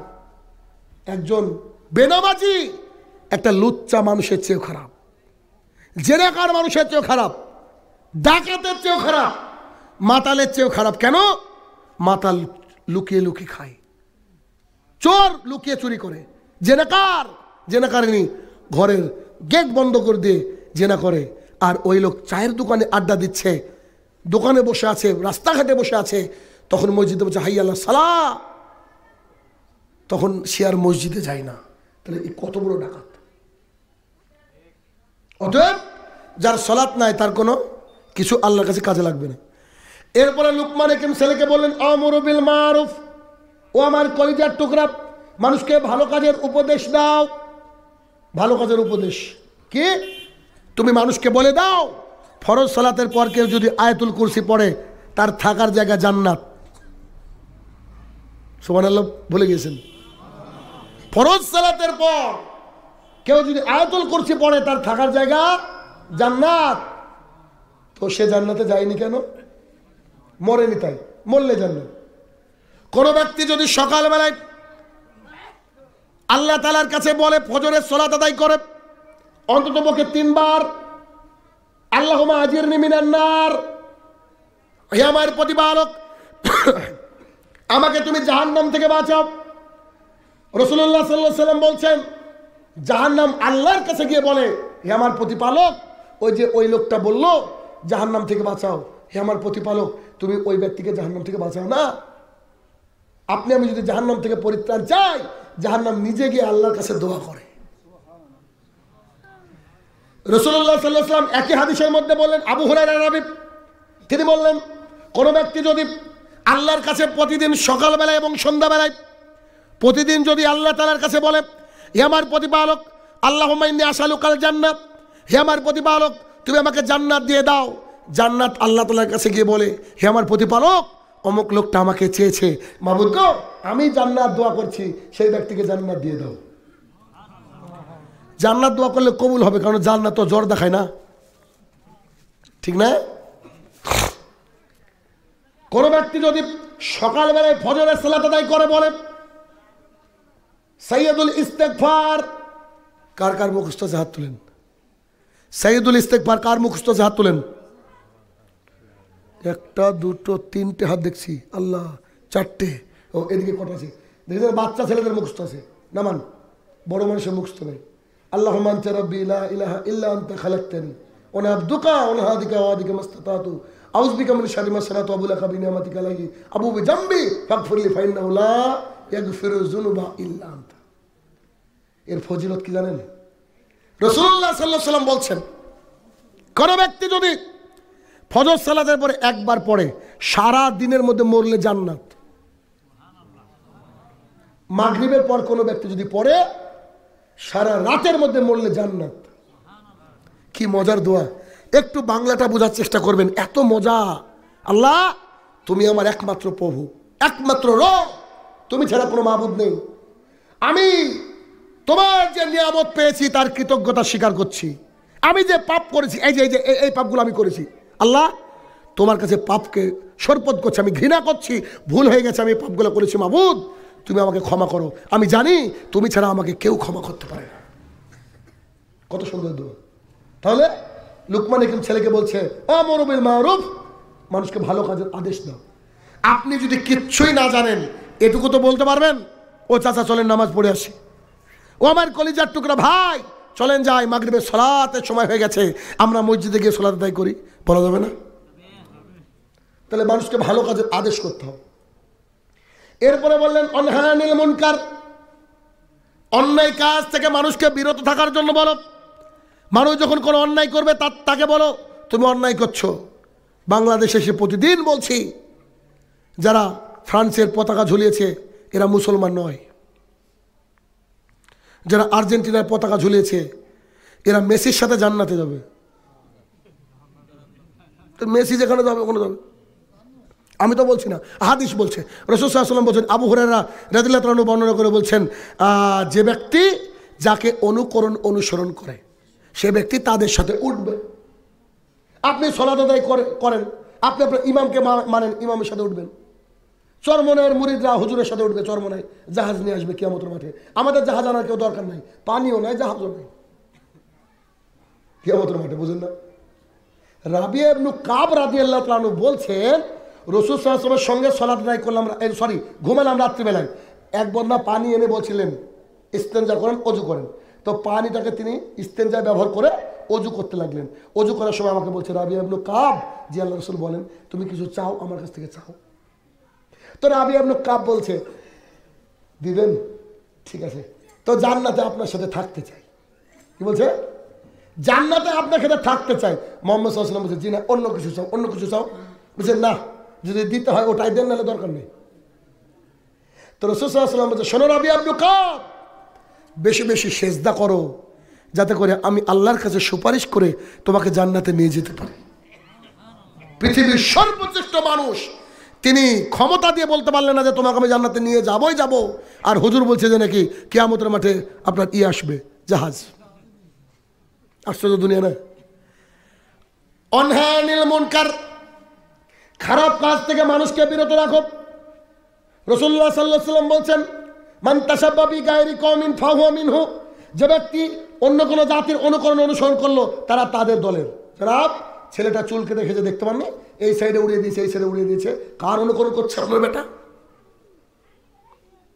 ফ্রান্সের প্রধানমন্ত্রী মোহাম্মদ সাল্লাল্লাহু আলাইহি ওয়াসাল্লামের নামে কার্টুন এঁকেছিল কিছুদিন আগে, আমাদের কলিজায় আঘাত দিয়েছে যে রসুলকে অপমান করে তার একটাই শাস্তি, গলাটাকে উড়িয়ে দেওয়া। সেই পতাকা আপনার ছাদে আজও ঝুলছে। আপনি বলছেন আমি মুসলমান? অসম্ভব, কি করে বলবো আমি? হতেই পারে না এটা। কেন? আপনি তো ওই মেসির খুব সাপোর্টার, তাই না? আপনার ছেলে সাপোর্টার, আপনার বাবা রিক্সা চালায়, আপনাকে বলছি জনাব, ও ছেলে তোমাকে বলছি, তোমার বাবা ওই যে ভ্যান চালায়, ভ্যান, মেসিকে একটা সিএনজি কিনে দিয়েছে নাকি জিতার পর? তোমার লজ্জা লাগে না? তোমার বাবা গিয়ে মসজিদে বলছে, হে আমার প্রতিপালক, আমাকে তাদের রাস্তা দেখিও না যারা হচ্ছে পথভ্রষ্ট, তারা হচ্ছে ইহুদি, তারা হচ্ছে খ্রিস্টান। তোমার বাবা বলছে মেসির রাস্তা আমি চাই না আল্লাহ, আর তুমি মেসির পতাকা ছাদের উপরে ঝোলাচ্ছ মানে? অতএব মানুষকে অন্যায় কাজ থেকে কি করতে হবে? বিরত রাখতে হবে। অন্যায় কাজ সমাজে যত হবে প্রত্যেকটা অন্যায় কাজ থেকে দূরত রাখতে হবে। আপনি কোনো দোকানে যদি পানবিড়ি জর্দা গুল সিগারেট বিক্রি হয়, সে দোকান থেকে অনুরোধ করবেন পানবিড়ি জর্দা গুল সিগারেট তুলে দেন, এটা হারাম। রাস্তার মনে মনে ছেলেরা আড্ডা দেয়, ইমাম সাহেব ওই দিক দিয়ে চলে যায়, তাদেরকে সলাতে ডাকে না, তাদেরকে ডাকতে হবে, তাদেরকে সলাতের জন্য বলতে হবে। বাড়িতে যদি আশা ব্রেকের বই থাকে, বাবাকে বলতে হবে। রাসূলুল্লাহ সাল্লাল্লাহু আলাইহি ওয়াসাল্লাম বলেছেন, 1 টাকা সুদ খেলে 36 জন নারীর সাথে জেনা করে যে পাপ হয়, এভাবে টাকা নিলে তত পাপ হয়। মানুষকে বলতে হবে এটা অন্যায়। মানুষকে বলতে হবে হাকিমপুরি জর্দা দিয়ে পান খেলে তার থাকার জায়গা জাহান্নাম। আমি বলছি না, আবু হুরায়রা রাদিয়াল্লাহু তাআলা বলেন, রাসূলুল্লাহ সাল্লাল্লাহু আলাইহি ওয়াসাল্লাম বলেছেন, লা ইয়াদখুলুল জান্নাতা মুদমিনুল খামরিন, নিয়মিত পানবিড়ি জর্দা গুলখোর লোক জান্নাতে যাবে না। মানুষকে বলতে হবে। সর্বশেষে এসে একই আয়াতের মধ্যে খুব ভালো করে বুঝবেন, লুকমান হাকিম ছেলেকে কি বলেন? ও আমার কলিজার টুকরা, নামাজ পড়ো, মানুষকে ভালো কাজের আদেশ করো, অন্যায় কাজ থেকে নিষেধ করো। এর পরের বাক্যটা যদি এরকম হতো তাহলে তুমি জান্নাতে যাবা, তাহলে ঠিক মনে হতো, ঠিক না? আল্লাহ তাআলা এখানে বলে দিলেন অসবির আলামা সাবাক। সেই ছেলেকে তখন সালাত আদায় করার পর, নসিহত করার পর, ভালো কাজের আদেশ এর নসিহত করার পর, মন্দ কাজের আদেশের নসিহত করার পর ছেলেকে বলছে, বেটা ধৈর্য ধারণ করো। কেন? যেই বলবা যে আর্জেন্টিনার পতাকা ঝোলানো যাবে না, যেই বলবা যে জর্দা চলবে না, যেই বলবা যে ক্যারাম বোর্ড চলবে না, যেই বলবা যে বিয়েতে গান বাজালে ও বিয়ে আমি পড়াবো না, যে আপনি বলবেন ইমাম হয়ে যে আপনি যদি সালাত আদায় না করেন আপনার জানাজায় যাব না, তখন জাতি তোমার পিঠের চামড়া তুলে নেবে। তখন তুমি ধৈর্য ধারণ করো। কি করো? ধৈর্য ধারণ করো। অসবির আলামা আসাবাক, বেটা তুমি ধৈর্য ধারণ করো। তাহলে কি করতে হবে? ধৈর্য ধারণ করতে হবে। অতএব আলোচনা আর বাড়াচ্ছি না, কারণ আমি 12টা পর্যন্ত আলোচনা করি, 12টার পরে যাই না। এজন্য জলসা যাই করেন না কেন, সবচেয়ে উত্তম কাজ হচ্ছে সলাৎ। কি বললাম? সলাৎ। এখন যদি ঘুমিয়ে যান, রাত্রি বড় 5:50 দিকে বোধ হয় এখন আপনার নাকি ফজরের জামাত, অতএব জামাতে সালাত আদায় করতে হবে। কেননা রাসূলুল্লাহ সাল্লাল্লাহু আলাইহি ওয়াসাল্লাম বলেছেন, আমার ইচ্ছা হয় আজান হয়ে গেলে যেসব পুরুষ বাড়ির থেকে আসে না, একজন ছেলেকে ডেকে বলি, তোমরা পাটকাঠি খড়ি এসবগুলো গুছাও, তো চলাটোলা গুছাও, আর একজনকে বলি তুমি ইমামতি করো। আমি কিছু সাহাবীকে নিয়ে গিয়ে তার বাড়ি ঘরটা জ্বালিয়ে দিই। আমার ইচ্ছা হয়, কিন্তু আমি জ্বালাতে পারি না। কেন জানো? সেই বাড়িতে তোমার মা থাকে, সেই বাড়িতে তোমার বউ থাকে, সেই বাড়িতে তোমার বোন থাকে, সেই বাড়িতে কচি কচি বাচ্চারা থাকে। যদি না থাকতো আমি জ্বালিয়ে দিতাম। তার মানে যে পুরুষ বাড়িতে বসে থাকে, ও আল্লাহ তাআলার এই যে অনিয়মের কারণে ওর বাড়িটা জ্বলে যেত, পুড়ে যেত, এই পারমিশন আল্লাহ হয়তো দিয়ে দিতেন, কিন্তু আপনি বেঁচে গিয়েছেন, আপনার বাড়িটা জ্বালানো হয়নি, আপনার মা বোন রয়েছে, আপনার ছোট্ট কলিজার টুকরো রয়েছে। অতএব সালাত আদায় করতে হবে যে কোনো মূল্যে। অতএব আমরা এখান থেকে বক্তৃতাকে শেষ করার চেষ্টা করব, এবং সেই সাথে শেষে খাস অনুরোধ, আপনারা হয়তো অনেক টাকা পয়সা দিয়ে গিয়েছেন, তবু আল্লাহ তাআলার ঘর, কারণ আল্লাহ তাআলার ঘরে যদি আপনি 1 টাকা দেন, আল্লাহ তাআলা ওটাকে লিপিবদ্ধ করে রাখেন। 1টা টাকার কারণ আল্লাহ وخير الهدي هدي محمد صلى الله عليه وسلم وشر الأمور محدثاتها وكل محدثة بدعة وكل بدعة ضلالة وكل ضلالة في النار فأعوذ بالله من الشيطان الرجيم يا أيها الذين آمنوا أطيعوا الله وأطيعوا الرسول ولا تبطلوا أعمالكم عن أبي هريرة رضي الله تعالى عنه قال قال رسول الله صلى الله عليه وسلم كل أمتي يدخلون الجنة إلا من آبى قيل يا رسول الله من آبى قال من أطاعني دخل الجنة ومن عصاني فقد آبى عن عائشة رضي الله تعالى عنها قالت قال رسول الله صلى الله عليه وسلم من عمل عملا ليس عليه أمرنا فهو رد। সম্মানিত উপস্থিতি, সর্বপ্রথম আল্লাহ সুবহানাহু ওয়া তাআলার বারগাহে শুকরিয়া জ্ঞাপন করব যে আল্লাহ তাআলা সালাতুল জুমা আদায় করার লক্ষ্যে আমাদেরকে মসজিদে প্রেরণ করেছেন, যিনি বিচার দিবসের একচ্ছত্র অধিপতি, যিনি বিশ্ব নিয়ন্তা, দোজাহানের প্রতিপালক, সে রব্বুল ইজ্জাতের বারগাহে শুকরিয়া জ্ঞাপনার্থে আমরা বলি আলহামদুলিল্লাহ। অতঃপর সমগ্র মানব জাতির জন্য যিনি শিক্ষক, সমগ্র মানব জাতির জন্য যিনি অন্যতম বার্তাবাহক, মুহাম্মদুর রাসূলুল্লাহ সাল্লাল্লাহু আলাইহি সাল্লামের ওপর শতকোটি সালাত ও সালাম বর্ষিত হোক, আমরা বলি আল্লাহুম্মা আমিন। আজকে সংক্ষিপ্ত জুমার খুতবার বিষয় রাসূলুল্লাহ সাল্লাল্লাহু আলাইহি সাল্লামের ওপর ভালোবাসা। উক্ত বিষয়ে তথ্য এবং তত্ত্ববহল আলোচনা করার চেষ্টা করব ইনশাআল্লাহুল আজিজ। আল্লাহ সুবহানাহু ওয়া তাআলা আমাদেরকে তার জমিনে প্রেরণ করার পর যতজন নবী এবং রসুলকে তিনি সিলেকশন করেছেন, তন্মধ্যে সর্বশ্রেষ্ঠ রসুল, নবীদের সর্দার, জান্নাতের উদ্বোধনকারী সেই মুহাম্মদুর রাসূলুল্লাহ সাল্লাল্লাহু আলাইহি সাল্লামকে আমাদের মাঝে পাঠিয়েছিলেন, তথা শেষ জামানায় তিনি এসেছিলেন। তিনার পরে আর কোনো নবী রসুল আসবেন না। শ্রেষ্ঠত্বের মধ্যে যাকে তিনি শ্রেষ্ঠ করে শিক্ষা দিয়ে জাতির সামনে প্রেরণ করেছেন, এবং তারই উম্মত আমরা। এটা আমাদের ফিকির বা গর্বের একটা বিষয় যে আমরা সেই রাসূলুল্লাহ সাল্লাল্লাহু আলাইহি সাল্লামের উম্মত, যাকে আল্লাহ সুবহানাহু ওয়া তাআলা শ্রেষ্ঠত্বের মর্যাদার শিরোপা মাথায় পরিয়েছেন, তাজ মাথায় পরিয়েছেন। তো তার কিছু হক বান্দার জন্য আল্লাহ সুবহানাহু ওয়া তাআলা দিয়ে দিয়েছেন। সেই হকের অন্যতম একটা হক হচ্ছে ভালোবাসা। ভালোবাসাকে উর্দু বা হিন্দিতে বলা হয় মোহাব্বত, আরবিতে বলা হয় হুব্বা বা হাব্বা। হাব্বা এই শব্দটা থেকে এসেছে ভালোবাসা। হাব্বা এর অর্থ হচ্ছে আনাজ। আনাজ মানে ফসল, আমরা ভালো বুঝি। যেমন ফসল যদি না থাকে আল্লাহর জমিনে, শুধু টাকা ইত্যাদি ইত্যাদি থাকে, তাহলে কিন্তু মানুষ বাঁচবে না, পশু পাখি বাঁচবে না। তো একটা শরীরকে বাঁচিয়ে রাখার জন্য ফসল দরকার, খাবার দরকার। তো হুব্বা বা হাব্বা অর্থাৎ ভালোবাসা, এটা আমাদের জন্য আত্মার খোরাকের জন্য, পরকালের জন্য, ইহকালের জন্য, উভয় জগতের জন্য এই ভালোবাসাটা দরকার। এই জন্য এই ভালোবাসাটা আমাদেরকে ভালোবাসতে হবে, যেমন করে আল্লাহ সুবহানাহু ওয়া তাআলা কোরআনুল কারীমের মধ্যে এবং হাদিসের মধ্যে উল্লেখ করেছেন। তবে আমরা আল্লাহ সুবহানাহু ওয়া তাআলাকে এক পর্যায়ে জিজ্ঞাসা করেছি, কুল ইন কুনতুম তুহিব্বুন আল্লাহ, আল্লাহ আমরা আপনাকে ভালোবাসতে চাই।